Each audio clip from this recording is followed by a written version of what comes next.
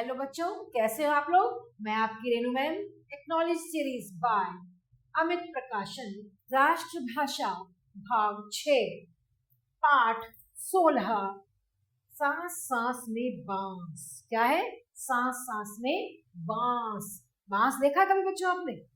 बांस होता है ना, बना हुआ होता है लकड़ी का, उसके बारे में जानते हैं। देखिए ध्यान से सुनिएगा, मैं फिर प्रश्न पूछूंगी और वो प्रश्न मैं आपको पूछने के बाद आपको खुद लिखने होंगे। वो प्रश्न मैं आपको पाठ समझा रही हूँ। पाठ में क्या है, एक जादूगर थे। कौन थे? मैजिशियन जो होते जादूगर। उनका क्या नाम था? चंग की चंगलनवा। क्या नाम था?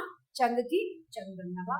अपने जीवन में उन्होंने बड़े बड़े करतब दिखाए, बहुत सारे उन्होंने जादू दिखाए अपने जीवन में। जब वो मरने को हुए तो उन्होंने लोगों से कहा कि जब मैं मर जाऊं, मेरे दफनाने के छठे दिन तो मेरी कब्र खोद कर देखोगे तो तुम कुछ नया पाओगे, तुम्हें कुछ नया मिलेगा। ऐसा उन्होंने लोगों से कहा। और कहा जाता है कि मौत के छठे दिन जब उनकी कब्र खोदी गई तो उसमें से क्या निकला? बांस की टोकरियों के कई डिजाइन, बहुत सारे डिजाइन वहां से निकले। जादूगर था वो तो लोगों ने देखा, पहले उनकी नकल की और फिर नए डिजाइन से उन्होंने नए डिजाइन और भी नए नए डिजाइन बनाने लगे। बांस भारत के विभिन्न विभिन्न हिस्सों में बहुत संख्या में पाया जाता है। बहुत सारे हिस्सों में, बहुत सारे भागों में बांस बहुत संख्या में पाया जाता है। देख रहे हैं आप, ये बांस के पेड़ हैं बच्चों, ये बांस के पेड़ लगे हुए हैं। उत्तर पूर्वी क्षेत्र के 7 राज्यों में बांस बहुत उगता है। उत्तरी पूर्वी क्षेत्र के बहुत सारे राज्यों में बांस उगता है, इसलिए यहाँ बांस की चीजें बनाने का बहुत प्रचलन है। बहुत ज्यादा बांस की चीजें बनाई जाती है यहाँ पर। सभी समुदाय के भरण पोषण यानी कि उनका पेट भरने के लिए, जीविका चलाने के लिए इनका बहुत बड़ा हाथ है बांस का, क्योंकि बांस से ही सब चीजें बनाते हैं वो। यहाँ हम खास तौर पर देश के उत्तर पूर्वी राज्य नागालैंड की बात कर रहे हैं। उत्तर पूर्व में कौन सा राज्य है? नागालैंड, उसकी बात कर रहे हैं। नागालैंड के निवासियों ने बांस की चीजें बनाकर उनको बांस की चीजें बनाने का वहां बहुत रिवाज है, बहुत प्रचलन है। इंसान ने जब हाथ से बहुत सारी कलात्मक चीजें बनानी शुरू करी तो बांस की चीजें तब से बनती आ रही है। उस समय जब से लोगों ने कलात्मक चीजें बनानी शुरू करी, तभी से बांस की चीजें भी बनती आ रही है। आवश्यकता के अनुसार इसमें बदलाव भी हुए हैं बहुत सारे, और धीरे धीरे हो भी रहे हैं।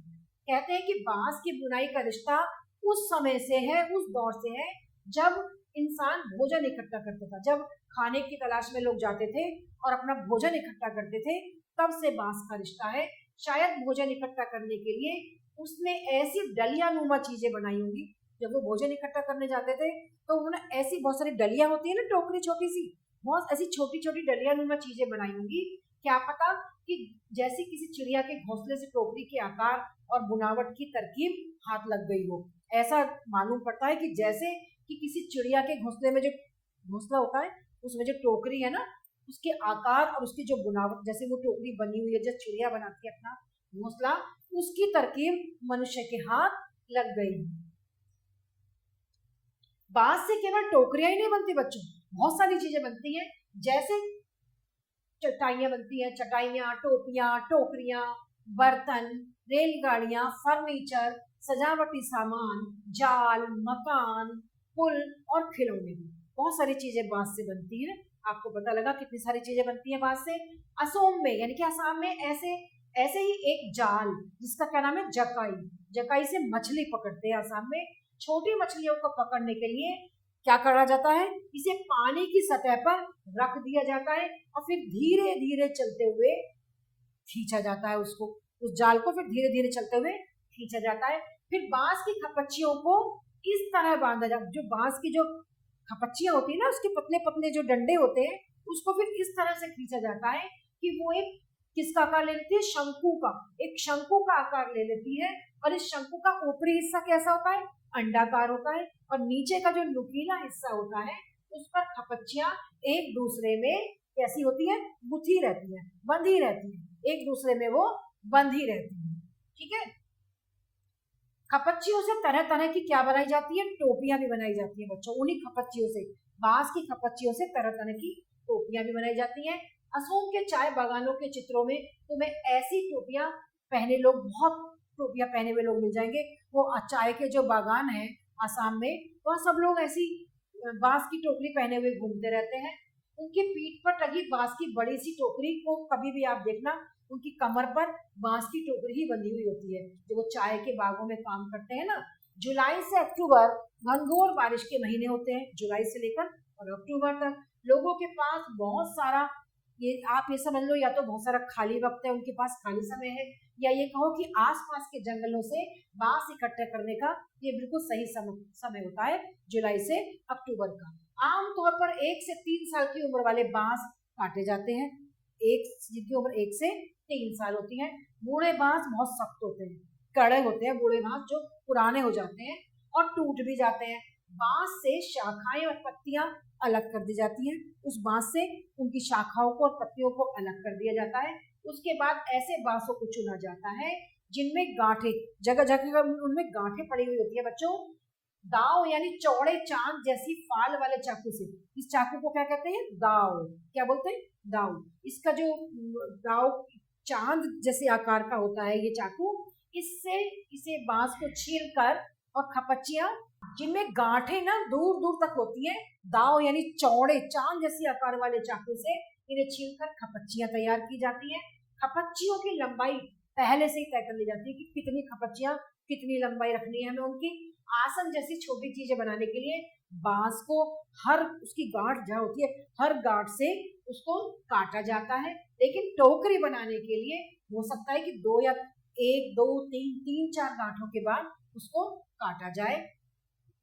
कहाँ से काटा जाएगा ये टोकरी की लंबाई पर निर्भर करता है। कितनी लंबाई टोकरी की रखनी है और कितनी गांठों के बाद उसको काटा जाएगा, ये टोकरी की लंबाई पर निर्भर करता है कि उसको कहाँ से काटा जाएगा। आमतौर पर खपच्चियों की चौड़ाई 1 इंच से ज्यादा नहीं होती, आमतौर पर 1 इंच से ज्यादा होती ही नहीं है। चौड़ी खपच्चियां किसी भी काम की नहीं होती। इन्हें चीरकर पतली खपच्चियां बनाई जाती है। पहले इनको चीरकर क्या करा जाता है? इनको चीरकर पतली पतली खपच्ची बनाई जाती है। फिर पतली खपच्चियां लचीली होती हैं। खपच्चियां चीरना उस्तादी का काम है, इसको बहुत उस्तादी से, मतलब बहुत निपुणता होनी चाहिए इनको छीलने के लिए। हाथों की कलाकारी के बिना खपच्चियों की मोटाई बराबर बनाए रखना आसान काम नहीं है, क्योंकि एक दिन को कोई अच्छा व्यक्ति ही जिसको पूरा ज्ञान हो खपच्चियां कैसे छीली जाएंगी, कितनी उसकी मोटाई रखनी है, कि कोई एक्सपर्ट ही कर सकता है। इस हुनर को पाने में काफी समय लगता है और इसको पूरा निपुण होने में, पूरा ज्ञान इसका प्राप्त होने में काफी समय लग जाता है। टोकरी बनाने से पहले खपच्चियों को क्या करना पड़ता है? चिकना बनाना पड़ता है। उन खपच्चियों को बिल्कुल चिकना बना दिया जाता है छील छील कर। और फिर यहाँ पर दाव काम आता है। वो जो चांद के आकार वाला दाव है, खपच्ची बाएं हाथ में होती है, उल्टे हाथ में, और दाएं हाथ में क्या होता है? दाव। खपच्ची बाएं हाथ में, दाएं हाथ में दाव होता है। दाव का जो धारदार वाला हिस्सा होता है उससे उसको क्या करते हैं? वो खपच्ची को दबाए रहता है, जबकि जो तर्जनी दाव के एकदम नीचे होती है, इसके नीचे जो होती है, इस स्थिति में बाएं हाथ से खपच्ची को बाहर की ओर खींचा जाता है। उसको बाहर की ओर खींचते हैं और उस चाकू से उसको ऐसे करते हैं, तब ऐसे ऐसे करके उसको चिकना किया जाता है। इस दौरान जो हमारा दाएं हाथ का अंगूठा है वो दाव की अंदर की ओर दाव को अंदर की ओर दबाता है, दाएं हाथ का अंगूठा, और दाव खपच्चे पर दबाव बनाते हुए घिसाई करता है। दाव जो है खपच्चे पर दबाव बनाता है और फिर उसकी घिसाई करता है। जब तक खपच्ची एकदम चिकनी नहीं हो जाती, बार बार ऐसा ही करना पड़ता है जब तक वो बिल्कुल चिकनी नहीं हो जाती। अगर वो चिकनी नहीं होगी तो टोकरियां नहीं बन पाएंगी। इसके बाद होती है खपच्चियों की रंगाई, फिर इन पर पेंट होता है। इसके लिए ज्यादातर गुड़हल, इमली की पत्तियों आदि का प्रयोग किया जाता है।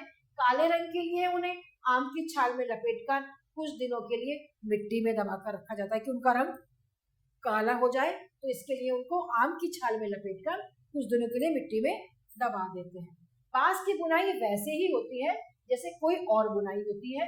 पहले खपच्चियों को देखो, आप देख रहे हो इसमें, पहले खपच्चियों को चित्र में दिखाए गए तरीके से आड़ा तिरछा रखा जाता है, जैसे ये है ऐसे रखा जाता है, और फिर इसमें चेक का डिजाइन बनता है। ये देख रहे हैं आप, चेक चेक के से डिजाइन बनते हैं।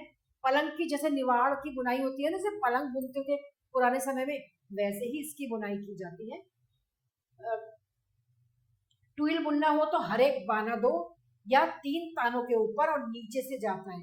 इससे कई सारे डिजाइन बनाए जा सकते हैं, बहुत सारे डिजाइन बना लेते हैं ये इसी प्रकार। टोकरी के सिरे पर खपच्चियों की या तो चोटी की तरह, जैसे चोटी बनाते हैं, चोटी की तरह यूज किया जाता है, या फिर कटे सिरों को, उसके जो कटे हुए सिरे होते हैं उनको नीचे की ओर मोड़कर फंसा दिया जाता है और हमारी टोकरी अब क्या हो जाती है, तैयार हो जाती है। देखा आपने, इस प्रकार ये टोकरी तैयार हो गई। लेकिन कोई भी काम बच्चों आसान नहीं है, हर काम को करने के लिए मेहनत करनी पड़ती है।